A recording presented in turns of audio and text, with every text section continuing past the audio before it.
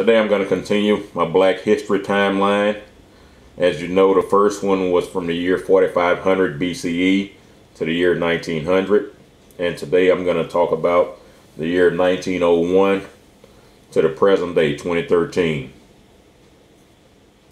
On October 11th, 1901, Bert Williams and George Walker become the first black recording artists, and on October 16th of that year, President Theodore Roosevelt has a meeting with Booker T. Washington and invites him to remain for dinner, making him the first black to dine at the White House. In May of 1902, jockey Jimmy Winfield wins the Kentucky Derby during a time when blacks actually dominated the sport. Maggie Lena Walker founds St. Luke's Savings Bank in 1903, and Meta Val Warwick exhibits her work at the Paris Salon in Paris, France. In 1904, Mary McLeod Bethune founds a college in Daytona Beach, Florida that is known today as Bethune-Cookman College. Sigma Pi Beta, the Boule, is founded in Philadelphia by wealthy black graduates in 1904. Do a search on the word Boule, B-O-U-L-E, to understand who they are. As a side note, we had wealthy blacks in 1904. Didn't want you to miss that. Dr. Solomon Carter Fuller becomes a pioneer in Alzheimer's research and also becomes the country's first black psychiatrist. In 1907, Alan Locke becomes the first black Rhodes Scholar, and Madam C.J. Walker develops and markets her hair straightening method and creates one of the most successful cosmetic firms in the country at a time when it did not seem we needed government interference or affirmative action programs. John Baxter Doc Taylor becomes the first black to win an Olympic gold medal at the London Games. And on December 31st, Jack Johnson defeats Tommy Burns to become the first black heavyweight champion of the world. On April 6, 1909, along with Admiral Peary, Matthew Henson and 4 Eskimos reach the North Pole. Bert Williams plays the lead role in Darktown Jubilee, becoming the first black to star in a motion picture in 1913. In 1914, Garrett Morgan patents a gas mask, which is eventually used by the U.S. Army, and Eugene Bullard becomes the first black to see combat as a pilot for the French Air Force during World War I. In the year 1917, 370,000 blacks served in World War I, as over 1,000 blacks commanded these troops. And in August of that year, A. Philip Randolph and Chandler Owen found The Messenger, a black socialist magazine. Oscar Micheaux releases the first of 43 films in 1919 to become the most prolific black filmmaker in the 20th century. Andrew Foster leads the effort to establish the Negro National Basketball League on February 14, 1920, and it includes 8 teams. The decade of the 1920s becomes a remarkable period of creativity for black writers, poets, and artists. In June 1921, Sadie Tanner Moselle, Eva Dykes, and Georgiana Simpson become the first black females to earn PhDs. And Bessie Coleman, who was also the first black female pilot, receives her international pilot's license, and Harry Swan formed the first black record company, Black Swan Phonograph Corporation. His artists include Mamie and Bessie Smith, and one of the earliest exhibitions of work by black artists is held at the 135th Street branch of the New York Public Library. Also, the 5th black president, who had black ancestors on both sides of his family, Warren Harding, was elected. He was also educated at Iberia College, which was founded to educate fugitive slaves. The first major play of the Harlem Renaissance, Shuffle Along, opens on May 23, 1922, and William Leo Hansberry teaches the first course in African history and civilization at an American college, and the Harmon Foundation is established to promote black participation in fine arts. In September 1923, the Cotton Club opens, and Garrett T. Morgan patents a traffic signal.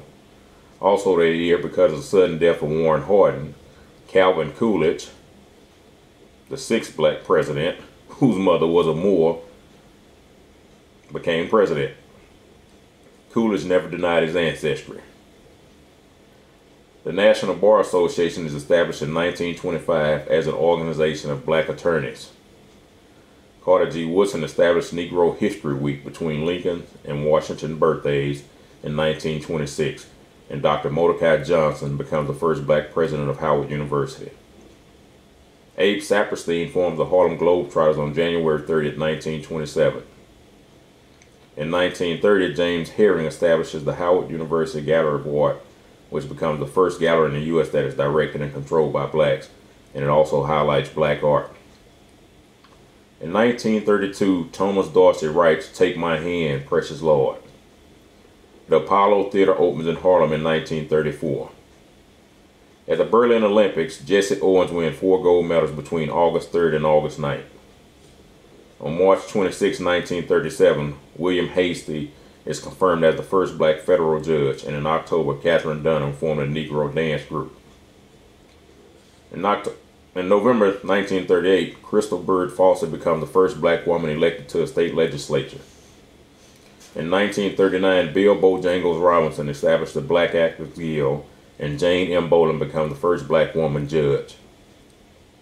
On February 29, 1940, Hattie McDaniel becomes the first black to win an Oscar for a role in Gone with the Wind. And Dr. Charles Drew writes his thesis titled Banked Blood, which discovers that plasma can replace whole blood transfusion. Also in October of that year, Benjamin Oliver Davis was named the first black general in the U.S. Army. In 1942, the U.S. Marine accepts black men for the first time, and Charity Adams becomes the first black woman commissioned in the Women's Army Auxiliary Corps. In 1943, the Naval Academy accepts blacks for the first time, and the first black cadets graduate from the Army Flight School in Tuskegee. By the summer of this year, the largest concentration of black military personnel is stationed at Fort Huachuca for a training exercise, and the 99th Pursuit Squadron flies its first combat mission in Italy. Also, 2 American Navy destroyers, the USS Mason and submarine chaser PC-1264, are staffed entirely by blacks. On April 25, 1944, Frederick Douglass Patterson establishes the United Negro College Fund. In 1945, Nat King Cole becomes the first black to have a radio show which airs on NBC. Alice Coachman becomes the first black woman to win an Olympic gold medal, winning a high jump at the London Olympics. In June 1949, Wesley Brown becomes the first black to graduate from the Naval Academy, and Jesse Blanton Sr. establishes the first black-owned radio station on October 3rd of that year. On May 1st, 1950, Gwendolyn Brooks becomes the first black to receive a Pulitzer Prize, and on September 27, Ralph Bunche becomes the first black to receive a Nobel Peace Prize. On December 31st, 1953, Hewlin Jack becomes the first black borough president to become the highest-ranking black official in the nation at the time. Also in 1953, the 7th black president of the United States, Dwight Eisenhower, was elected. His mother was a mulatto woman, which also means black. On October 27, 1954, Benjamin Oliver Davis becomes the first black Air Force general. On November 11, 1956, Nat King Cole becomes the first black to host a primetime TV show and appears on NBC. I guess NBC stood for nothing but color since they keep having Nat King Cole on there. Harry Belafonte's album Calypso becomes the first ever to sell 1 million copies in that year. On July 6, 1957, Althea Gibson becomes the first black woman to win at Wimbledon. In 1958, Louis Lomax becomes the first black newscaster. Lorraine Hansberry's A Raisin in the Sun opens on March 11 of 1959 and is the first play by a black woman to be produced on Broadway. Wilma Rudolph is the first woman to win 3 gold medals in the Olympics in Rome. Ernie Davis becomes the first black to win the Heisman Trophy while a running back at Syracuse. And on October 1st, James Meredith becomes the first black to enroll at the University of Mississippi. On June 11, 1963, Vivian Malone and James Hood registered to attend classes at the University of Alabama to become the first black students to attend. On January 25, 1966, Constance Baker becomes the first black woman appointed to a federal judgeship, and Andrew Bremer becomes the first black to serve on the Federal Reserve Board. On July 13, 1967, Thurgood Marshall becomes the first black Chief Justice on the Supreme Court. In 1968, Arthur Ashe becomes the first black to win the U.S. Open, and Shirley Chisholm becomes the first black woman elected to Congress. Dr. Alfred Day Hershey becomes the first black to share a Nobel Prize for his work on the replication and genetic structure of viruses. In July 1971, Captain Samuel Gravely becomes the first black to achieve flag rank when he is promoted to Rear Admiral. On April 8, 1974, Hank Aaron hits his 715th home run to become the all-time leader in Major League Baseball. In 1975, the Morehouse School of Medicine becomes the only black medical school established in the U.S., and on October 12, Frank Robinson becomes the first black manager of a Major League Baseball team. Also in that year, Daniel James becomes the first black four-star general in the Air Force, and WGPR begins broadcasting as the first black-owned TV station. In June 1976, the U.S. Naval Academy admits women for the first time, and Janie Hines becomes the first black woman to enter. In 1977, Patricia Harris becomes the first black woman to hold a cabinet position when she is appointed to head Housing and Urban Development, and Andrew Young is appointed U.S. Ambassador to the United Nations to become the first black in that position. In 1979, Franklin Thomas is named president of the Ford Foundation to become the first black to head a major philanthropic foundation, and a Nobel Prize is awarded to Sir Arthur Lewis for a category other than peace, as he received it in economics. Also in that year, Frank Peterson becomes the first black to earn the rank of general in the U.S. Marines, and in September, Hazel Johnson becomes the first black woman to be promoted to general in the U.S. Army. On August 30, 1982, Guy Buford becomes the first black to make a space flight, and Vanessa Williams is crowned Miss America on September 18th. In January 1986, the Oprah Winfrey Show becomes syndicated. On August 6, 1987, Reginald Lewis orchestrates the buyout of Beatrice Foods to become the first black CEO of a billion-dollar corporation. And also the year Dr. Ben Carson makes medical history when he leads a 70-member surgical team in a 22-hour operation separating Siamese twins joined at the cranium. This is the same Ben Carson who became director of medicine at Johns Hopkins at the age of 33, becoming the youngest ever to hold that position. In March 1989, Frederick Drew Gregory becomes the first black to command a space shuttle when he leads the crew of the Discovery. And on August 10th, Colin Powell is named the chair of the U.S. Joint Chiefs of Staff to become the first black to hold that position. On September 12, 1992, Dr. May Carol Jameson becomes the first black woman in space when she travels on Space Shuttle Endeavour. And on November 3rd, Carol Moseley Braun becomes the first black woman elected to the U.S. Senate. In September of 1993, Jocelyn Elders becomes the first black and first woman to be named U.S. Surgeon General. On April 13, 1997, Tiger Woods becomes the youngest person and first black to win the Masters tournament. In January 2001, Colin Powell becomes Secretary of State and Condoleezza Rice becomes National Security Advisor. This is the first time either post has been held by blacks. In January 2005, Condoleezza Rice becomes Secretary of State. She is the first black woman to hold the post. And as I conclude this, I want you to recognize I left out a lot of information on purpose, especially with some of the negative things surrounding a lot of these incidents.